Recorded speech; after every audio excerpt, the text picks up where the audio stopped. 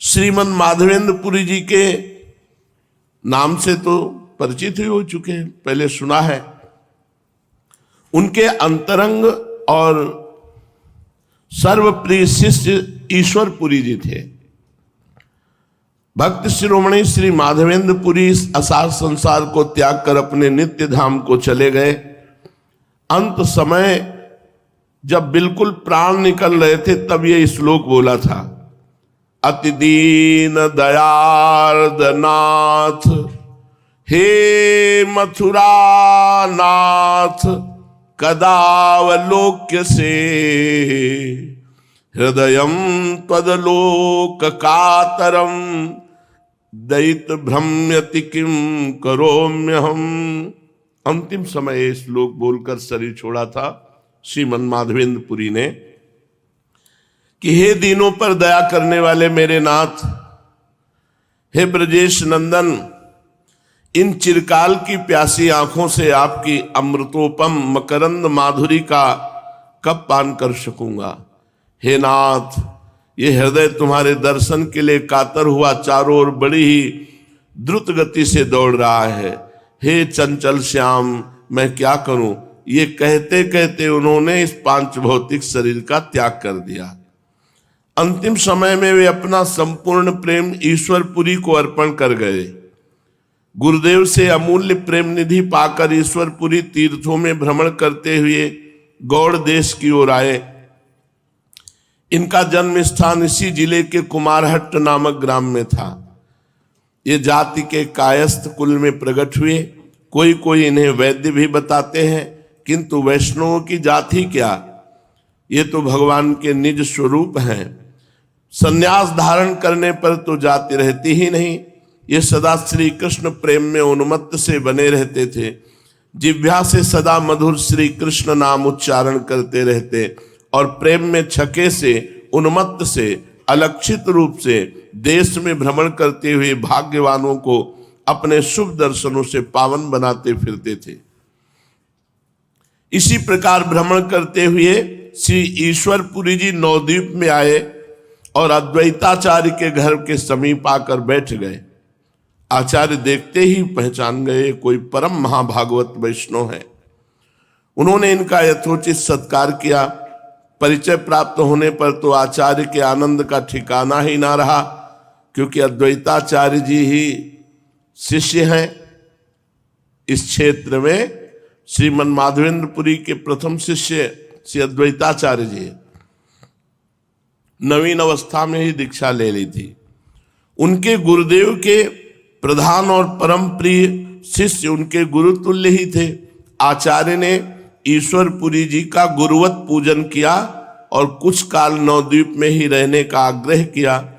पुरी महाशय ने आचार्य की प्रार्थना स्वीकार कर ली और वहीं उनके पास रहकर श्री कृष्ण कथा और सत्संग करने लगे।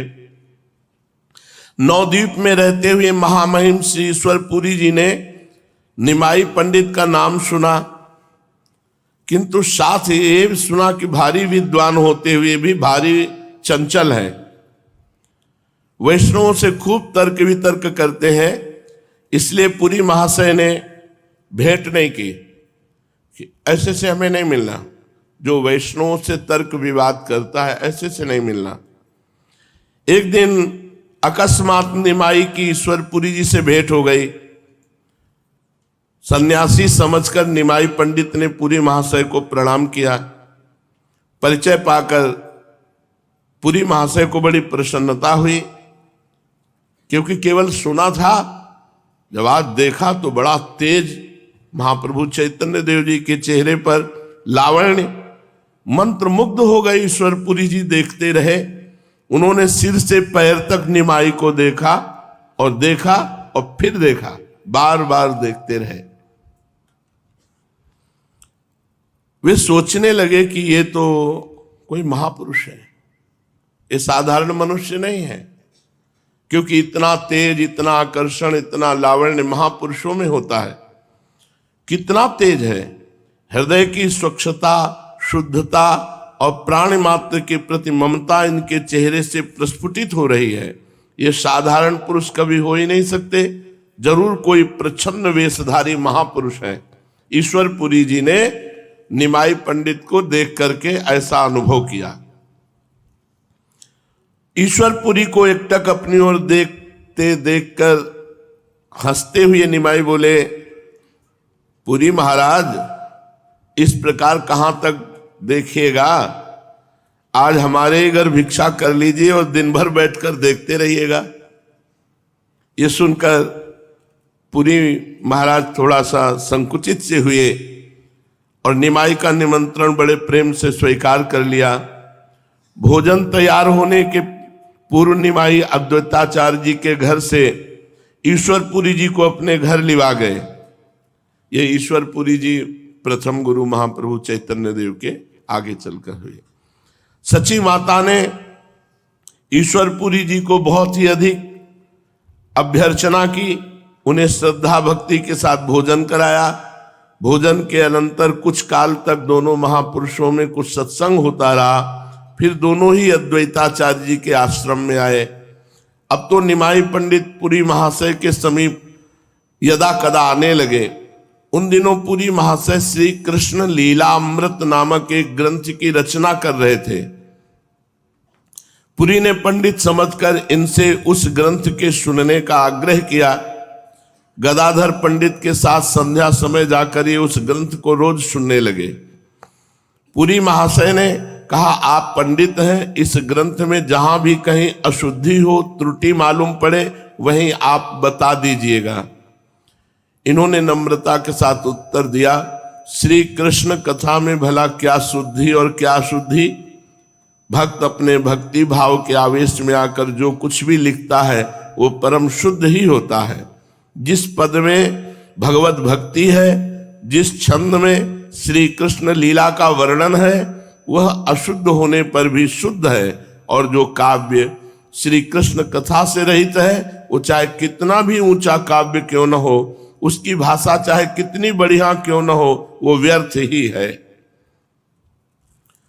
भगवान कृष्ण तो भावग्राही हैं, वे घट घट की बातें जानते हैं। बेचारी भाषा उनकी बिरदावली का बखान कर ही क्या सकती है। उनकी प्रसन्नता में तो शुद्ध भावना ही मुख्य कारण है। जैसे मूर्ख कहता है विष्णाय नमः, पर यथार्थ में विष्णुवे नमः है, पर भगवान समझते हैं कि हमको ही नमस्कार कर रहा है। उसमें ये नहीं देखते कि शुद्ध है कि अशुद्ध है। भगवान समझ रहे मुझे नमस्कार कर रहा है। निमाई पंडित का ऐसा उत्तर सुनकर पुरी महाशय बहुत प्रसन्न हुए कि हम तो समझते थे वैष्णव की खिल्ली उड़ाते हैं, ये तो बहुत गंभीर और आंतरिक विचार करने वाले तो परम वैष्णव है। प्रसन्नता प्रकट करते हुए कहा, ये उत्तर तो आपकी महत्ता का द्योतक है। इस कथन से आपने श्री कृष्ण लीला की महिमा का ही वर्णन किया है। आप धुरंधर वैयाकरण हैं, इसलिए पद पदांत और क्रिया की शुद्धि अशुद्धि पर आप ध्यान जरूर देते जाएं। ये कहकर वे अपने ग्रंथ को इन्हें सुनाने लगे। ये बड़े मनोयोग के साथ नित्य प्रति आकर उस ग्रंथ को सुनते और सुनकर प्रसन्नता प्रकट करते। एक दिन ग्रंथ सुनते सुनते एक धातु के संबंध में इन्होंने कहा, यह धातु आत्मनेपदी नहीं है, परस्मैपदी है। और ईश्वरपुरी जी उसे आत्मनेपदी ही समझ बैठे थे। इनकी बात से उन्हें शंका हो गई। इनके चले जाने के पश्चात पूरी रात भर उस धातु के ही संबंध में सोचते रहे। दूसरे दिन जब ये फिर पुस्तक सुनने आए तो इनसे पुरी जी ने कहा, आप जिसे परस्मैपदी धातु बताते थे वो तो आत्मनेपदी ही है। ये कहकर उन्होंने